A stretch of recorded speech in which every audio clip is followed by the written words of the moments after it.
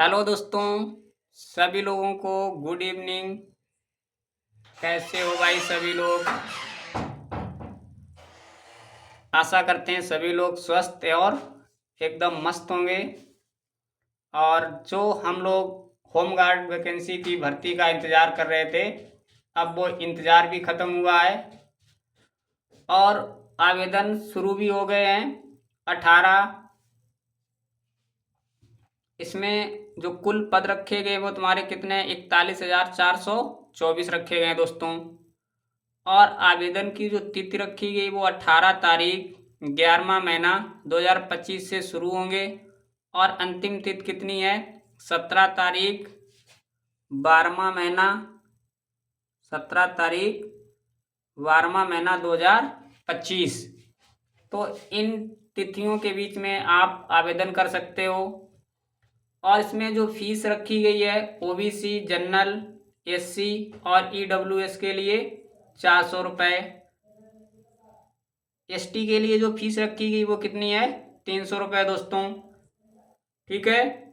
अब हम लोग बात करेंगे शारीरिक दक्षता की, कि पुरुषों के लिए जो लंबाई है वो कितनी रखी गई है। उसमें जनरल हो, ओबीसी हो, एससी हो, कितनी 168 सेंटीमीटर। इसी प्रकार से अगर मैं एसटी की पुरुषों में बात करेंगे तो कितनी आएगी? 160 सेंटीमीटर दोस्तों। ठीक है। अब बात महिलाओं की करेंगे तो महिलाओं में जनरल, ओबीसी, एससी के लिए लंबाई कितनी रखी गई है? 152 सेंटीमीटर। और एसटी जो महिलाएं हैं उनके लिए कितनी यहाँ पे लंबाई रखी गई दोस्तों? जो एसटी महिलाएं हैं उनके लिए लंबाई कितनी रखी गई है? 147 सेंटीमीटर। मैंने जो ये डाटा दिया एकदम क्लियर 100% सही दिया है तुम्हें दोस्तों। ठीक है। अब इसमें जो पुरुषों के लिए दौड़ रखी गई है वो कितनी है? 4.8 किलोमीटर 28 मिनट में है। महिलाओं के लिए जो दौड़ रखी गई है वो 2.4 किलोमीटर 16 मिनट में रखी गई है। अब यहाँ पे एक बात बहुत इंपॉर्टेंट आती है, चाहे वो मेल हो या फीमेल कैंडिडेट हो, अगर इस टाइम के अंदर उसने रेस नहीं लगा पाई तो वो डिसक्वालीफाई इसी स्टेप से हो जाएगा। तो इसलिए तुम्हें इस स्टेप को बहुत अच्छे से कंप्लीट करके रखना है अपने को। ठीक है दोस्तों। अब हम लोग बात करते हैं कि डॉक्यूमेंट कौन कौन से किस डेट के बीच में होने चाहिए।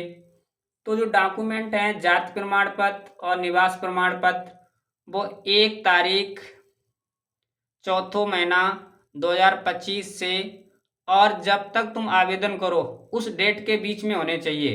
यानी कि 1 अप्रैल 2025 से आवेदन की तिथि के बीच के डॉक्यूमेंट तुम्हारे पास होने चाहिए। ठीक है। अब हम लोग बात करेंगे आयु सीमा की, जिसमें ओबीसी जनरल और ईडब्ल्यूएस के लिए बात करेंगे।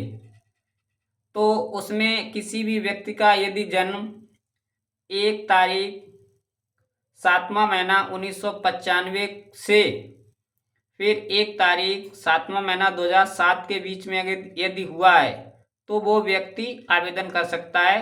किस कैटेगरी का होना चाहिए? ईडब्ल्यूएस और जनरल का। इसी प्रकार से जब हम लोग ओबीसी की बात करेंगे तो उनकी जो डेट रखी गई है 1 तारीख 7वां महीना 1990 से 1 तारीख 7वां महीना 2007, यानी कि इन डेटों के बीच में किसी भी व्यक्ति का अगर जन्म हुआ है तो वो आवेदन कर सकता है। ओके। और वो कैटेगरी कौन कौन सी होगी? ओबीसी, एससी और एसटी के लिए। अब हम लोग बात करते हैं किसकी? परीक्षा में कुल प्रश्न कितने आएंगे। तो परीक्षा में जो तुम्हारे प्रश्न आएंगे वो कितने होंगे दोस्तों? 100।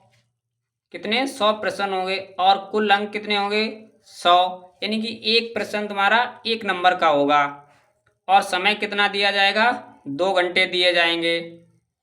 अब ये जो तुम्हारे पास परीक्षा आयोजित की जाएगी वो हो सकता है एक ही पाली में हो जाए, हो सकता है 2 शिफ्ट में हो सकता है 2 दिन में हो या 3 दिन में हो। और जो पेपर होगा, जब भाई सीधी सी बात है, अगर 2 से 1 से अधिक शिफ्ट में पेपर होगा तो इसके लिए पेपर अलग अलग बन के तैयार होंगे।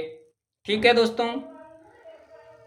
अब जिस किसी व्यक्ति के पास यदि एनसीसी सर्टिफिकेट है और ए सर्टिफिकेट है तो उसे 1 नंबर दिया जाएगा, बी सर्टिफिकेट है 2 नंबर दिए जाएंगे, सी सर्टिफिकेट है तो 3 नंबर दिए जाएंगे।